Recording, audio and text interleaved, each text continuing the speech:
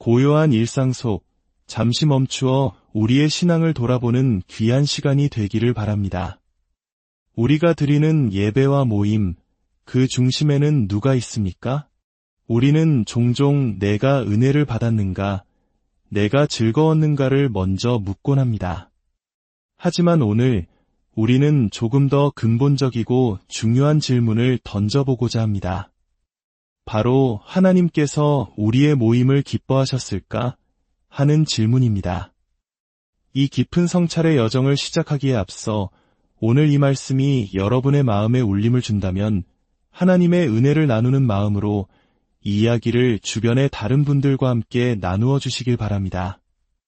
말씀을 듣고 나누는 모든 분들 위해 주님의 평안과 축복이 가득하기를 기도합니다. 자, 이제 시작하겠습니다. 여러분, 우리가 함께 모여 찬양하고 기도하며 말씀을 듣는 이 시간 참으로 즐겁고 은혜롭습니다. 하지만 솔직하게 자문해 봅시다. 우리가 이 모임을 즐겼다면 그것으로 충분한 것일까요? 하늘 보좌에 앉아 계신 하나님께서 이 땅에 우리 모임을 내려다보시며 과연 기뻐하셨을까요? 우리는 너무나 쉽게 물론 하나님도 기뻐하셨을 거야라고 단정해버립니다. 하지만 성경을 자세히 들여다보면 하나님께서 당신의 백성들의 모임을 기뻐하지 않으셨던, 심지어 역겨워하셨던 순간들이 분명히 기록되어 있습니다. 구약의 선지자들을 통해 하나님은 이렇게 말씀하십니다. 너희의 절기들을 내가 미워하여 멸시하며 너희 성회들을 기뻐하지 아니하노라. 또 다른 곳에서는 너희의 노랫소리를 내 앞에서 그칠지어다. 너희 비파 소리도 내가 듣지 아니하리라 라고까지 하십니다. 그들은 나름대로 제사를 드리고 찬양을 했지만 하나님은 그들의 마음 중심을 보고 계셨기에 그 모임을 외면하셨습니다. 심지어 말라기 선지자를 통해서는 누가 성전 문을 닫아주었으면 좋겠다. 내가 너희가 드리는 제물을 받지 않을 것이다. 라고 한탄하시기까지 합니다. 신약 시대에도 마찬가지입니다. 사도 바울은 고린도 교회 성도들에게 여러분이 함께 모이는 것이 유익이 되기보다는 오히려 해가 됩니다. 라고 엄중히 경고했습니다. 요한계시록에서 예수님은 여러 교회들을 향해 회개하지 않으면 촛대를 옮겨버리겠다. 내 입에서 너를 토하여 버리겠다. 내가 도둑같이 이르리니 어느 때에 내게 이르는지 내가 알지 못하리라고 무섭게 책망하십니다. 아마 이 모든 경고를 받았던 시대의 사람들도 자신들의 모임에 대해 하나님께서 분명 기뻐하실 거야라고 생각했을지 모릅니다. 그렇다면 오늘 우리의 모습은 어떻습니까? 이 자리에 들어설 때 오늘 이 모임을 통해 하나님을 어떻게 기쁘시게 할까? 라는 생각이 우리의 마음을 지배했습니까? 아니면 오늘 어떤 말씀을 들을까? 어떤 찬양이 나를 위로해 줄까라는 기대가 더 컸습니까? 하나님께서 우리 한 사람 한 사람을 내려다보실 때 어떤 모습을 보셨을까요? 저 자매를 보아라. 다른 이들을 사랑하고 섬기려는 마음으로 가득 차 있구나. 저 형제를 보아라. 옆자리에 앉은 사람을 어떻게든 격려하고 세워주려고 하는구나. 모두가 예수님처럼 받으러 온 것이 아니라 주러 왔구나. 나는 저들의 모임이 참으로 기쁘다. 이렇게 말씀하셨을까요? 우리가 기도할 때 그 기도는 하나님께 영광이 되었을까요? 하나님께서 우리의 기도를 들으시며 저들을 보아라. 감히 나의 임재 앞으로 나아와 말할 수 있다는 사실에 감격하고 있구나. 나를 향한 저들의 사랑스러운 마음을 보아라. 라고 흐뭇해하셨을까요? 우리가 입술만이 아닌 영혼 깊은 곳에서부터 그분을 찬양했을 때 하나님은 그 예배를 기쁘게 받으셨을까요? 사실 저 역시 목회자로서 강단에 설 때 성도들이 이 설교를 좋아할까? 라는 유혹에 빠지기 쉽습니다. 하지만 정말 중요한 것은 하나님, 지금 제가 하나님의 말씀을 대언하고 있습니다. 제가 하나님을 올바로 그려내고 그분의 영광을 제대로 선포하여 하나님께서 이 설교를 기뻐하시기를 원합니다. 라는 마음입니다. 하나님을 기쁘시게 하는 것은 우리가 그분의 말씀을 들을 때 그 말씀을 살아있는 하나님의 음성으로 받고 두렵고 떨림으로 반응하는 것입니다. 그 말씀 안에 약속된 능력이 우리 안에 있음을 진정으로 믿는 것입니다. 정말로 내 안에 제자를 삼을 능력이 있는가? 내가 전문가의 도움 없이도 사람들을 모아 교회를 시작할 수 있는가? 전능하신 하나님의 능력으로 해외로 나아가 영혼들에게 영향을 미치는 삶을 살 수 있는가?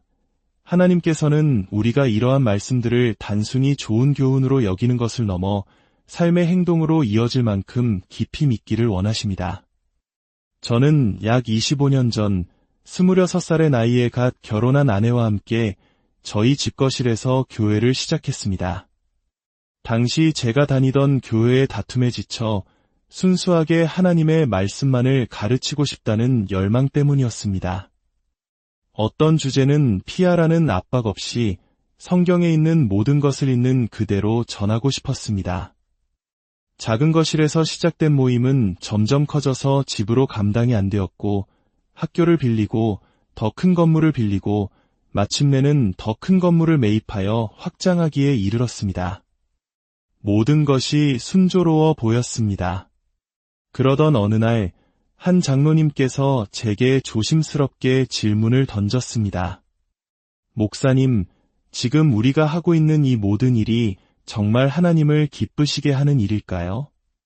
이것이 정말 하나님께서 원하시는 모습일까요? 성경에는 우리가 순종하지 않고 있는 분명한 명령들이 많이 보이는 것 같습니다. 그 질문은 제 마음을 흔들었습니다. 곧이어 박사학위를 위해 떠나는 한 동역자도 비슷한 말을 했습니다. 저는 이 길이 하나님께서 원하시는 최선의 교회 모델인지 잘 모르겠습니다. 저는 속으로 생각했습니다. 무슨 소리야? 이렇게 많은 사람이 모이고 모든 것이 잘 되고 있는데 어떻게 이게 최선이 아닐 수 있지? 하지만 그들의 질문은 제 마음속에 깊이 박혔고 저는 성경을 다시 펼치기 시작했습니다. 만약 내 생각, 사람들의 기대를 다 내려놓고 오직 성경 말씀에 근거하여 하나님께서 가장 기뻐하시는 교회의 모습을 그린다면 그 모습은 어떨까? 그때부터 저의 오랜 탐구가 시작되었습니다. 다른 사람이 아닌 바로 하나님을 기쁘시게 하는 교회를 세우고 싶다는 열망이었습니다. 성경에서 하나님께서 가장 원하시는 것은 명백했습니다. 첫째는 마음과 뜻과 힘을 다해 주 너의 하나님을 사랑하라는 것입니다. 하나님은 우리가 그분을 사랑하는 자들이 되기를 원하십니다. 마태복음 10장 37절은 충격적으로 다가옵니다. 아버지나 어머니를 나보다 더 사랑하는 자는 내게 합당하지 아니하고 아들이나 딸을 나보다 더 사랑하는 자는 내게 합당하지 아니하며 여기서 사용된 사랑이라는 단어는 희생적인 아가페 사랑이 아닌 뜨거운 애정과 열정을 의미하는 필레오입니다. 우리는 누군가 사랑에 깊이 빠졌을 때 금방 알아차릴 수 있습니다. 그 사람의 눈빛, 말투, 모든 것에서 사랑하는 대상에 대한 열정이 묻어납니다. 어떤 부모는 자기 자녀에게 푹 빠져서 온 세상이 자기 아이를 중심으로 돌아가야 한다고 생각하기도 합니다. 눈에 넣어도 아프지 않을 우리 아이, 그 사랑은 참으로 아름답습니다.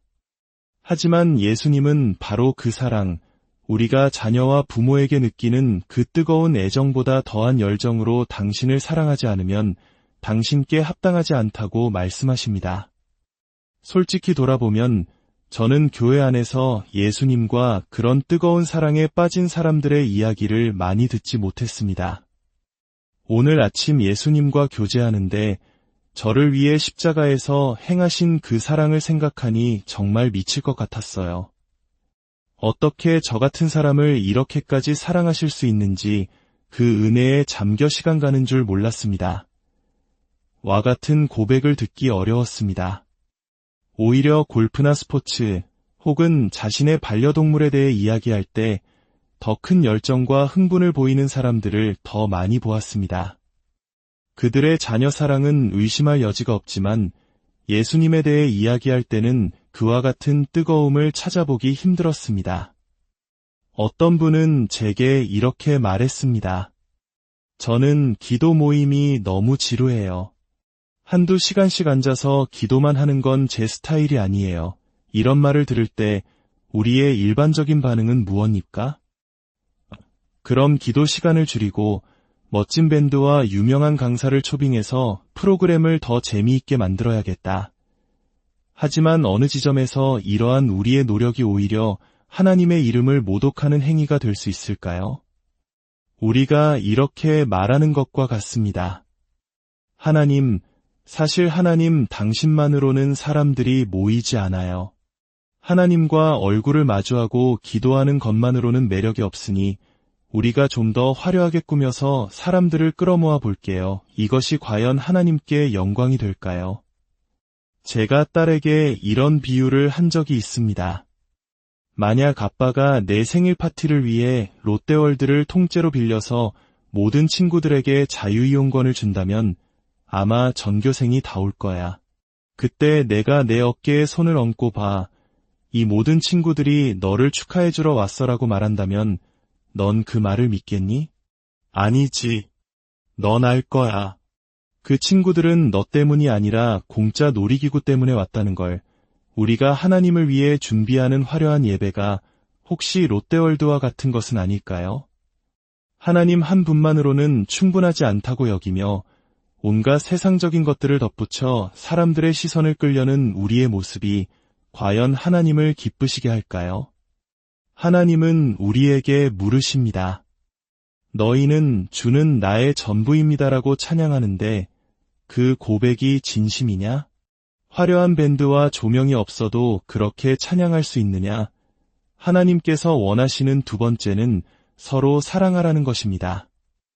요한복음 15장에서 예수님은 내 계명은 곧 내가 너희를 사랑한 것 같이 너희도 서로 사랑하라 하는 이것이니라 라고 말씀하셨습니다. 여기서 핵심은 내가 너희를 사랑한 것 같이입니다. 이것은 단순히 옆에 앉은 형제에게 친절하게 대하는 수준을 넘어서는 사랑입니다. 예수님께서 우리를 위해 자신의 몸을 찢고 피를 흘리신 것처럼 우리도 형제자매를 위해 기꺼이 희생할 수 있는 사랑을 의미합니다. 성찬식에서 떡을 떼고 잔을 나눌 때 우리는 바로 그 사랑을 기억해야 합니다. 예수님께서 나를 위해 이렇게 찢기셨구나. 나도 내 옆에 저 형제를 위해 이 정도의 사랑을 베풀 수 있는가? 솔직히 제 육신은 그런 사랑을 원하지 않습니다. 모르는 사람을 위해 제 삶을 희생하고 싶지 않습니다. 하지만 제 삶은 제 것이 아닙니다. 하나님, 무엇이 하나님을 기쁘시게 합니까? 라는 질문 앞에 저의 본성은 굴복해야 합니다. 예수님은 십자가를 앞두고 이렇게 기도하셨습니다. 아버지여, 아버지께서 내 안에, 내가 아버지 안에 있는 것 같이 그들도 다 하나가 되어 우리 안에 있게 하사 세상으로 아버지께서 나를 보내신 것을 믿게 하옵소서. 예수님의 마지막 기도는 성도들의 완전한 하나됨이었습니다. 그리고 그 하나됨을 통해 세상이 하나님 아버지가 예수님을 보내신 것을 믿게 될 것이라고 말씀하셨습니다. 이것이 세상을 향한 가장 강력한 증거입니다. 우리가 아무리 논리적으로 복음을 변증하고 유명인사를 내세우고 기적을 보여주려 했어도 예수님께서 말씀하신 가장 확실한 방법은 교회의 완전한 하나됨입니다. 서로 다른 우리가 그리스도의 사랑 안에서 자신의 몸을 내어주듯 서로를 사랑하며 완벽하게 하나가 될 때 세상은 그 모습을 보고 초자연적인 하나님의 역사를 인정하게 될 것입니다. 이것이 하나님의 방법입니다. 안타깝게도 오늘날 우리는 서로를 향한 사랑과 희생으로 유명한 교회를 찾아보기 어렵습니다. 신학적으로 뛰어난 교회, 구제를 많이 하는 교회, 음악이 훌륭한 교회는 많지만 예수님이 말씀하신 그 사랑으로 하나 된 공동체는 어디에 있습니까? 에베소서 4장은 교회의 지도자들, 즉 사도, 선지자, 복음 전하는 자, 목사와 교사를 주신 목적이 성도를 온전하게 하여 봉사의 일을 하게 하며 그리스도의 몸을 세우려 하심이라라고 말합니다. 교회 지도자의 역할은 성도들을 대신해 모든 사역을 하는 슈퍼스타가 되는 것이 아닙니다. 모든 성도 한 사람 한 사람을 사역자로 세우는 것입니다. 여러분 각자가 전문가의 도움 없이 화려한 프로그램 없이도 제자를 삼고 교회를 세울 수 있는 사람으로 훈련시키는 것입니다. 여러분 안에는 성령님이 계시고 여러분 손에는 하나님의 말씀이 있기 때문입니다. 우리는 너무 오랫동안 소비자 중심적인 신앙생활에 익숙해져 왔습니다. 하지만 이제는 변해야 합니다. 누가 이 변화를 시작하겠습니까? 바로 나부터 시작해야 합니다. 나부터 전문가나 프로그램에 의존하지 않고 기도하기 위해 사람들을 모으고 복음을 나누는 일을 시작해야 합니다. 고린도전서 12장은 각 사람에게 성령을 나타내심은 유익하게 하려 하심이라고 말합니다. 여러분 한 사람 한 사람에게는 공동체의 유익을 위해 성령의 나타나심, 즉 은사가 주어졌습니다. 만약 제가 지금 이 자리에서 악령에 사로잡혀 기이한 행동을 한다면 여러분은 평생 그 광경을 잊지 못할 것입니다.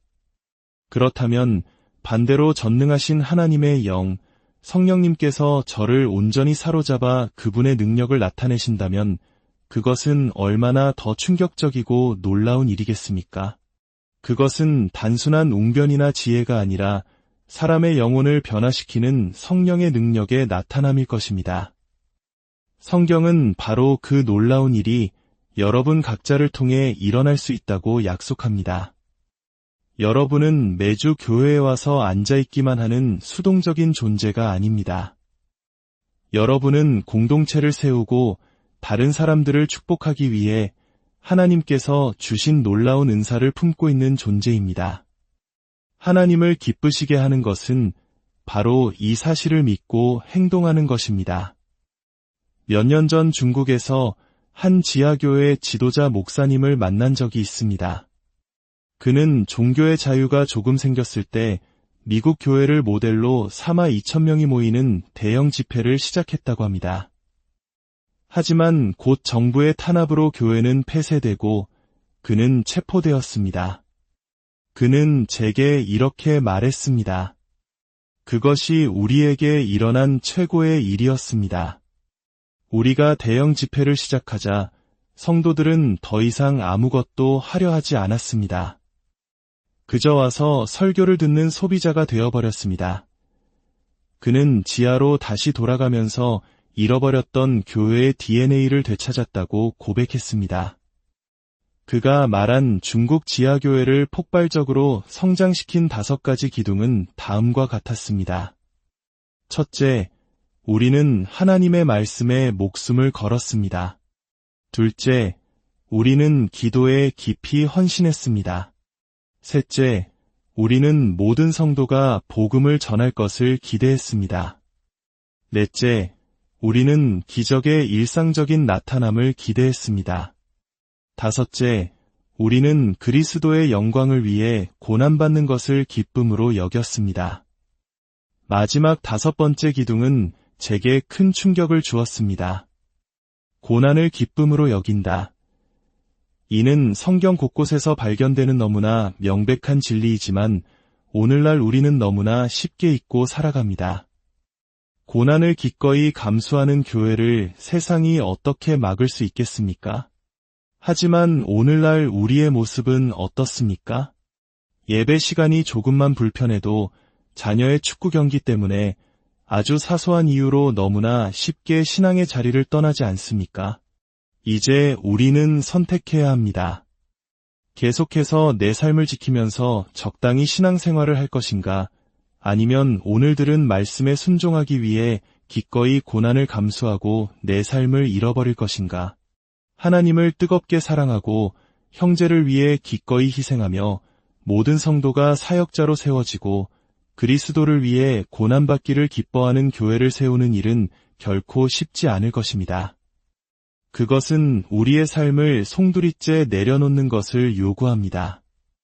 오늘 이 밤 성령님께서 여러분 각자의 마음속에 역사하시기를 기도합니다. 누구의 강요가 아니라 여러분 내면 깊은 곳에서부터 하나님의 말씀이 울려 퍼져 나는 더 이상 이렇게 살 수 없다. 내 삶을 잃어버리겠다. 내 삶을 드리겠다. 는 결단이 일어나기를 바랍니다. 교회는 그만큼 아름답고 중요하며 열방 가운데 임할 그리스도의 영광은 우리가 모든 것을 바쳐 추구할 가치가 있기 때문입니다. 이제 잠시 고개를 숙이고 전능하신 하나님 앞에 나아가겠습니다. 예수 그리스도의 보혈을 의지하여 감히 하나님의 임재 앞에 서서 그분의 종이 될 수 있음에 감사하며 나아갑시다. 그리고 조용히 하나님께 물으십시오. 하나님, 오늘 들은 이 말씀에 대해 제가 무엇을 하기를 원하십니까? 성령님께서 여러분 각자를 친히 인도해 주실 것을 믿습니다.